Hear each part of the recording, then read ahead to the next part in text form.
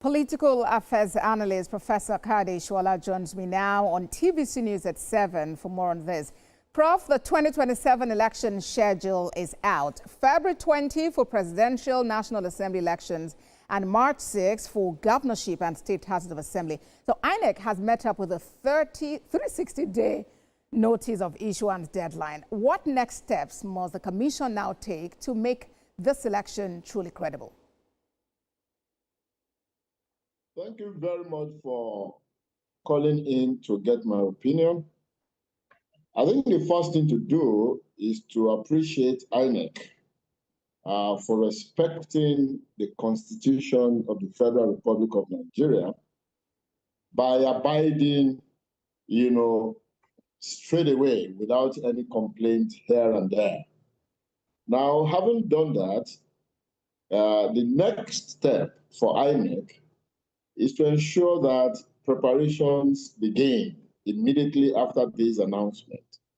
And by preparations, I mean everything that is necessary that will give Nigerians free and fair election come 1 year time when the election will be holding. I don't think Nigerians are ambitious about any other thing apart from having free and fair election. After all, the only thing that democracy guarantees everybody is participation. It's not an assurance of governance, whether it's going to be good or otherwise, but assures that you will be able to participate in the election.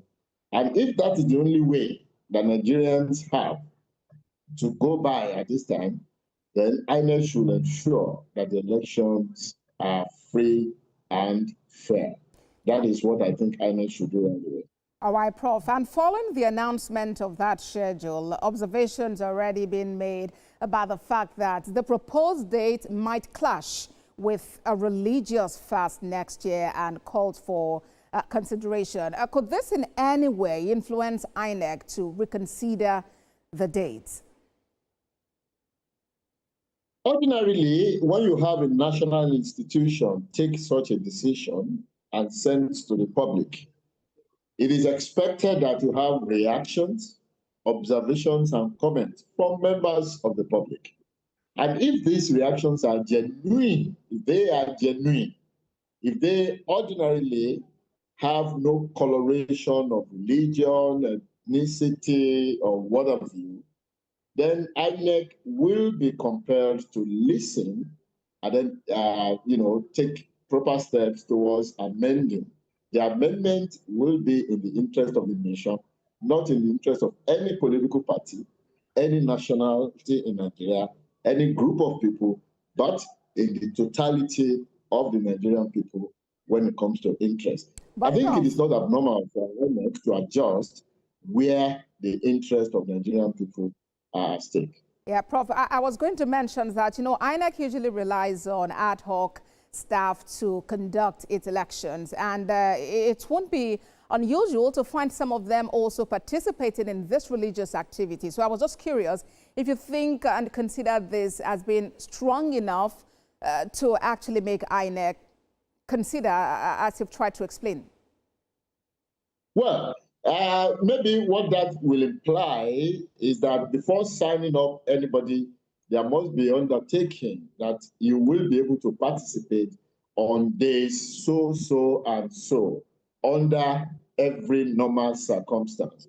If you know as a Nigerian that your religion is going to disturb you, I think you may refuse to participate on such days. And that's the beauty of having ad hoc staff. But those of us or those other people who will not have clash of religious date on that day should feel free to go into the public and participate in the election. You must respect people's religion, but people also must respect the Constitution of Federal Republic of Nigeria that tells them to participate in the election. So if it is based on one religious observation, I do not think, and that is very assertive, that INEC should, because of that, change any date. But if it is something that is connected to everybody in Nigeria, irrespective of religion or ethnicity or nationality, INEC may want to consider adjusting. It is left for our people to understand that religion is personal, not national. So if your religious interest clashes with national interest, you must respect that national interest that covers everybody, because Nigeria is a multi-religious society. Political affairs analyst Professor Kayode Eesuola, thank you very much for your time on TVC News at 7. Thank you for inviting me. We're still talking